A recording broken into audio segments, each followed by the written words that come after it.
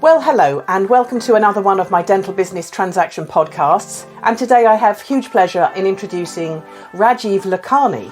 Now, Rajiv, for those of you that don't know him, is the founder and owner of Dental Compliance Made Easier.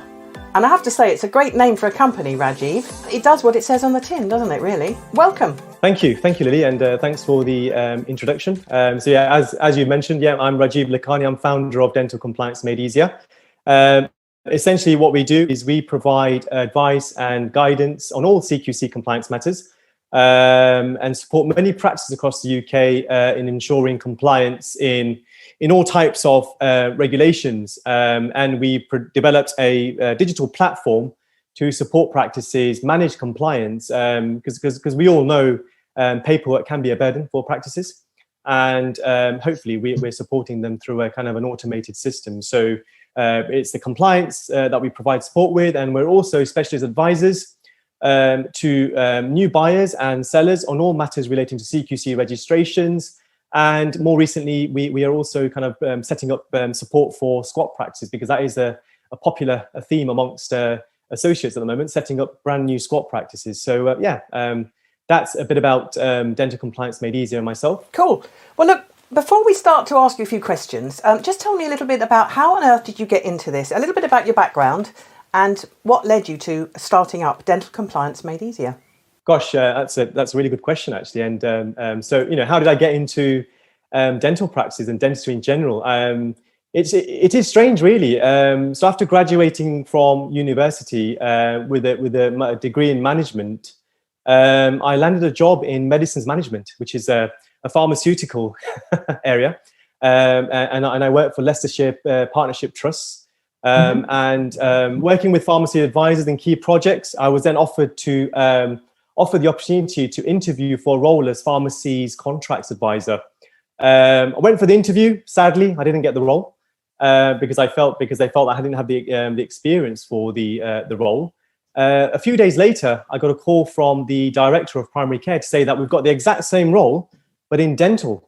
So again, here, dental was a whole new world, understanding dental contract management, working with community dental practices, managing performance management in practices, a whole new area. But I thought, let me give it a go. And obviously, I took on the role. I sort of moved up in terms of gears, in terms of my role. I became commissioning lead of a lot of areas across Birmingham and Black Country, where I was actually physically managing dental contracts, performance managing practices, issuing contract variations to those who are looking to either move into partnerships, limited companies, and then obviously moved up again in terms of an area of private dentistry. Following my role at NHS, I moved over to a large corporate as their head of compliance, and managing 86 locations in total around CQC compliance. And that is really where I started to engage more around the whole compliance, regulatory, working with the likes of CQC on a daily basis, meeting CQC on all aspects of compliance, registrations, and also assisting them with developing the assessment process, which was quite key for me, because it really gave me an insight into how practices manage inspections. And obviously, following that role with Southern Dental, that is when I decided to develop Dental Compliance Made Easier. Because what I felt was that a corporate can have support with a lot of resources. However, if you're an individual dental practice, you can be left in a bit of the wilderness with regards to compliance and CQC. And that's when I started to really engage with dental practices and almost become a form of support for them, really. Well, you've had a lot of experience in the background, which really sets you up well for it. And obviously you have a vast wealth of experience, and you've encountered some of the many frustrations that we just get a small part of it, but to do it all the time. And I know you've got a great team. And thanks, by the way, for all the support that you give all of us, our team and our clients as well. It's so important, isn't it? And I suppose that leads on to the question really is, why should somebody outsource and get a dental compliance expert in rather than have a go themselves at doing the CQC? Now, I know the answer to that, obviously, and it's something that we try and educate our clients towards. But very simply, for people listening, why is it time well spent and well invested in to get an expert to do all this for you rather than do it yourself and save yourself a few £100s? I think it all comes down to time and also expertise. I mean, what I've come to know, Lily, is that in a dental practice, a dentist is good at treating patients. And I think first and foremost, that is their role. Now, talk about compliance, regulatory, paperwork, systems. Deep down, they just don't want to do it. So that's where I think where we come into force in terms of assisting dental practice, making life easier for them, because it can get stressful. I mean, just to hear the word CQC, Care Quality Commission, can give you sleepless nights. And I know many dentists who have retired from actually going through a CQC inspection process. So I think now that the likes of us in terms of a compliance provider becoming sort of more popular to sort of individual dental practices, I think it's making their life a lot easier. And I think giving them automation and simplicity in their daily routine, I think that's what's helping them really. So I certainly think we're there to support dental practices and their teams, and we're there to make their life easier. And that's the name of that's the name of the game. And that's what we're here to do. And if we can do that, then I think we're onto a winner in terms of helping practices. Well, I agree, and I know that one of the things that we advocate very strongly to people that are buying or selling a practice, particularly so, is getting that expert help. Because if you get it wrong, they don't just say, rub it out, initial by your mistake. As we all know, you've got to go right back to the start again. And that puts lengthy delays on a sale transaction. And that's when the wheels start falling off, because people get very frustrated. So get it right the first time round and get an expert to help you. Now, I've got a few questions for you from some of the team. When I told them that I was going to chat to you today, they obviously send you their very best. But let's talk about recent issues causing the CQC application delay. Obviously, it affects providers and squat practices. So talk a little bit about that, the issues. Well, yeah, I mean, obviously the issues that we're dealing with now is causing huge sort of mayhem amongst CQC registrations, especially with those, most importantly, new providers who are looking to buy practices, and also sellers, because it's affecting their process as well. So it is causing mayhem in terms of process. And transactions are being delayed. Now dentists are experiencing significant delays between. I mean, I always get asked the question, how long is it now taking for a CQC registration to go through from start to finish? And it's a very difficult question, because it sort of varies. It's dependent on the priority of your application. And I think what I inform them is that it can be in between 10 and 16 weeks at the moment. And that is the kind of the cause for concern at the moment, the level of time it's taking for applications to go through. So I mean, this points out sort of issues with regards to sale process, and I know the likes of yourself, Lily, and other sort of providers. It does affect the whole transaction as well, because there is a lot of documentation from a CQC perspective. A lot of timescales, a lot of solicitors' sort of involvement in regards to completion dates. So yes, it is a cause for concern, and look, CQC are seeing this issue, and we have had recently challenges to CQC. I think more recently we had the BDA who challenged CQC with regards to some of these delays, and they are responding to those delays. Yeah. But obviously it is difficult, and what we've got to understand, that the CQC are under a lot of pressure. Because obviously COVID-19 has changed everything. It's changed the world, hasn't it? And it's changed dentistry, of course. And what they're looking at, it's quite important to say that, and because dental practices don't really get to see this, and we try and make it clear and reassure them, but it is, they have got priority services such as hospitals, GPs, absolutely. And those services are actually commissioned to open as a result of the COVID-19 response. So although the delays are there, talking to CQC on a regular basis and talking with their managers, they are now putting in place resources to deal with applications more effectively and more efficiently. But it is still difficult, because I always get asked the question, how long is my registration going to take? And what is the delay process? And to be honest, it's very difficult, puts me under a lot of pressure, because I'm trying to provide a service for a client, and almost like I'm at the hands of and the mercy of the CQC. So it is getting better. It is improving, I know. And I know that the CQC are doing their darndest to and they are bringing in more inspectors. So That's a good update overall from CQC. We are seeing improvements, but of course, those undergoing sales and transfers, they can get help. Anything else that you can add to the delays that you're seeing? One thing that I always say, and kind of tips to providers in kind of, I wouldn't say it's guaranteed that you'll get your inspection if you do these things. But however, if you think about those that are going through sales and transfers, particularly those that have got NHS contracts in place, and buying practices with NHS practices. I mean, one of the things that they obviously want more often than not is a comfort letter from CQC. Now, CQC have developed a sales and transfers team to deal with practices who are looking to push through registrations because the NHS or because their solicitors are actually bombarding them with deadlines and sort of areas of those types of things. So you can ask for a comfort letter to kind of sort of ease your process through. Yeah. And that comfort letter will basically say, we don't impose any conditions on your registration, and that it's going through an application process. So that is one of the areas where I think would kind of give you some sort of reassurance. I think the other area that I've been working a lot with in providers and helping them is around if they can provide evidence of any financial hardship, especially for new practices. I mean, obviously, new practices have bought premises, they're on a lease, they're starting to pay rent on certain locations, and if they can provide evidence around those financial hardships, if they've got letters from patients wanting to have treatment in that particular area, which has a lack of dentistry and patient need, that can be sometimes put through to CQC, and they could foresee that as a kind of a more priority. But I think it comes down in the end to what the CQC have designated as a priority application. I think more so than not, it is those that have been commissioned to open a service due to the COVID response. Yeah, that's very interesting to hear that. I wasn't personally aware of that. I'm sure that my team are, but that's very good to hear that, there are circumstances that they will look at it on an individual basis. And obviously that's good, and they have now the dedicated team, so that's great.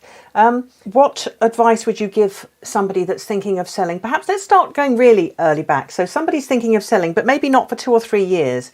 What advice would you give to a principal that is starting to prepare, or we would hope that they're starting to prepare? They'll be talking to their solicitor and their accountant, but from a CQC perspective, what critical moves can they make so that when they're ready, they're better prepared? I think first and foremost, any provider looking to buy a practice want to make, now that they're aware of compliance and regulations, they want to buy a practice that is compliant and it is performing well with CQC. The last thing you want to do is to see your practice performance on the website say you're kind of not safe, you're not caring, or whatever it is. So I think a bit of due diligence and a bit of audit trail, being a bit proactive in your compliance would kind of go a long way in your practice sale in the future.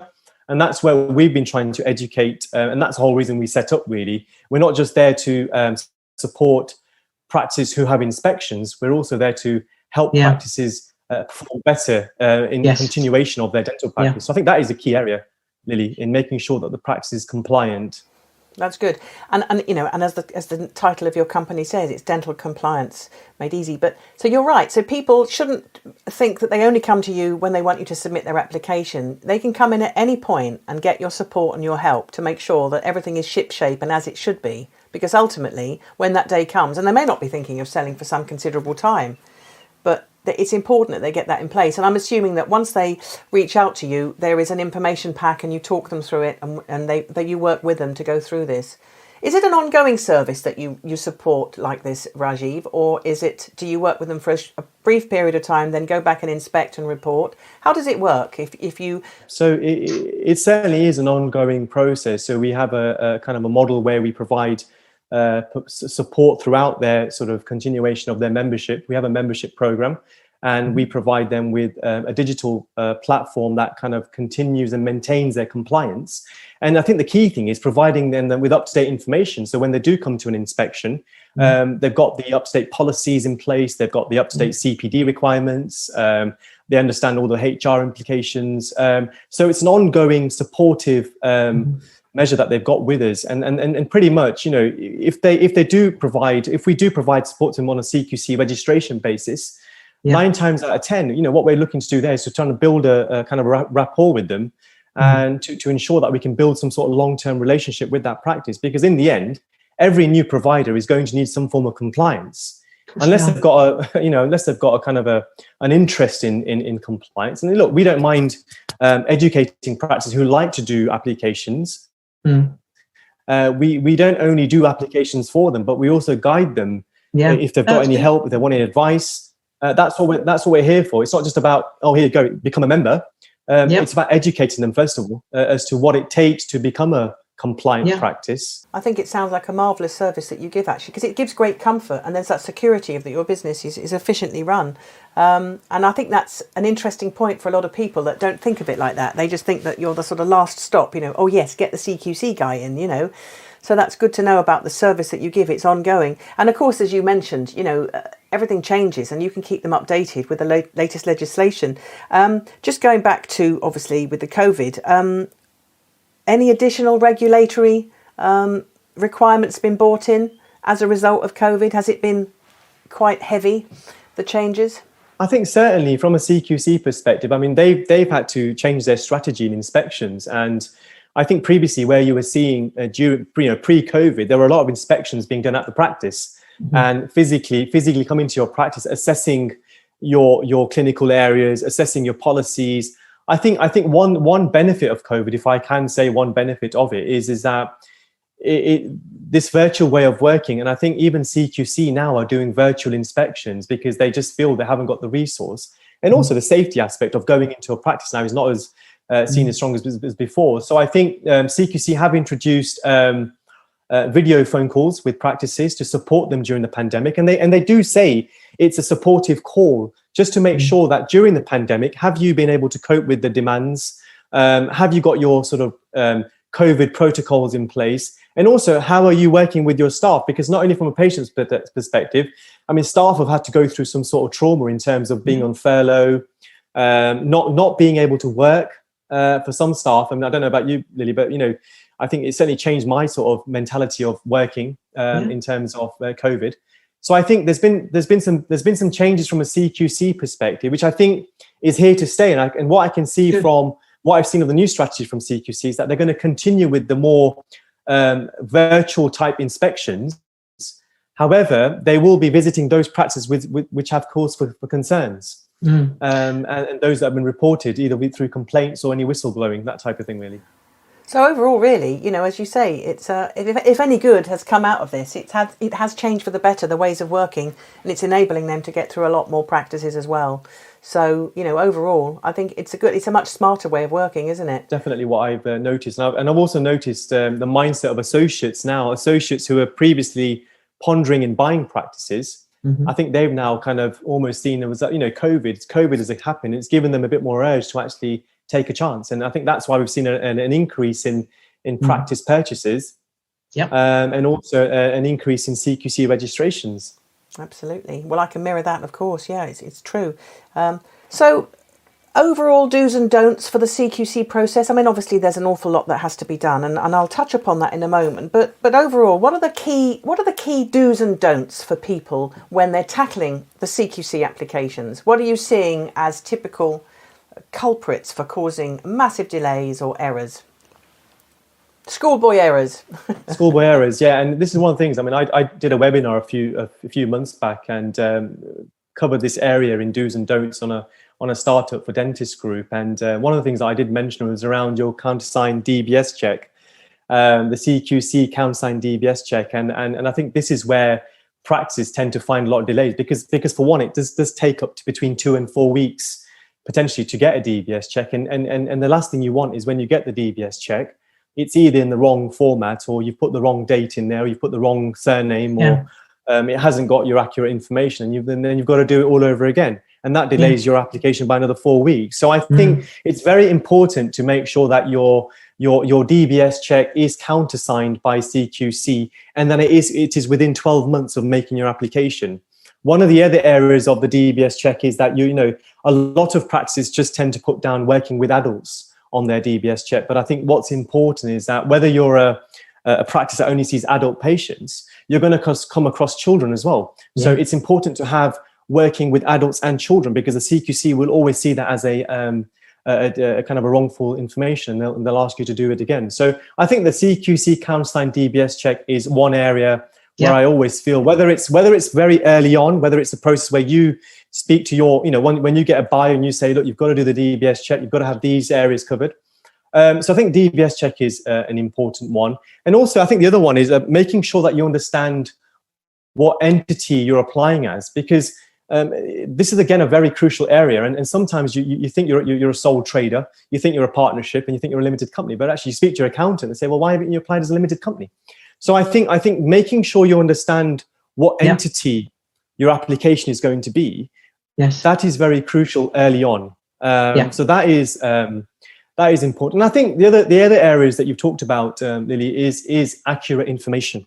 And this is why I always say it's always important to do your due diligence, to make sure that you understand personal information about yourself, even if it is simple as your employment history, your personal qualifications, because there is a lot of due diligence about yourself in the application process, and it's important to do your homework before you actually apply. And I think the last thing really for me, it's the CQC application, I think, is one of the most important parts of the whole purchase now. And I think what we're trying to educate practices about, yes, you've got your location, you can spend as much as you want on branding, on marketing, on equipment, but actually if you haven't got your registration right, you simply can't open. So it's a non-starter, isn't it? That is one of the most. So try to think about the application and the CQC registration very early on. Yeah. Well, do you know, I've really enjoyed listening to you today. It's been really good to know about what you do and what help is out there. And I think overall, you provide a great service for people. If someone wants to have a chat with you, reach out to you, what's the best way for someone to contact you, please, Raj? Obviously, we've got our website. So info@dental-compliance.co.uk is our website. So we have all of our kind of contact details on there. If they want to personally email myself, it's info@dental-compliance.co.uk. Obviously, I'm on all social media platforms, on LinkedIn. Name's Rajiv Lakhani. And if you want to get in touch with myself and my team to talk about all things compliance, then feel free. I'm more than happy to guide and advise you guys. That's great. And again, once again, thanks for all the support you give our team. We must arrange for you to come up and meet some of the team that are in the office in the Midlands, because it would be really great for them to meet you. And it's always good to get an update on what's happening out there, because what you do is very valuable. It's a huge part of the whole jigsaw of putting the wholesale together. So thanks for your time today. I know you're a very busy man. It's taken me a long time to nail you down. We got there in the end. Thanks so much, Lily. It's been really helpful. And before we go, I want to know the football team. There's a picture on the wall behind you there, which the camera isn't showing at the moment. But who do you support, Raj? Well, I've always been a Liverpool supporter. So I'm a Scouser. So that's been my football team. I've had a lot of heartache with Liverpool, so they're slowly starting to become a good team now. So. Although last year wasn't very good, but Liverpool's my team. Look, thanks for your time. It's really great to see you again, and I know how hard you will work, but keep up the good work, and I'm sure we'll talk again very soon. But thanks for your time, Raj. All the very best. Thank you so much, Lily. Take care. Thank you. Pleasure. Thank you for listening to our Dental Business Transaction podcasts. I hope you found it informative, and remember that they're easily available through our website, lilyhead.co.uk. You can listen to them via Spotify, Apple or Podbean, or watch the video versions on many conversations through our YouTube channel. Finally, if you'd like to talk to any one of my team or myself, please don't hesitate to get in touch with us. We can help you with advice, buying, selling or funding a dental practice. So please do call us. We can be reached at dentalbrokers@lilyhead.co.uk. Thank you and goodbye for now.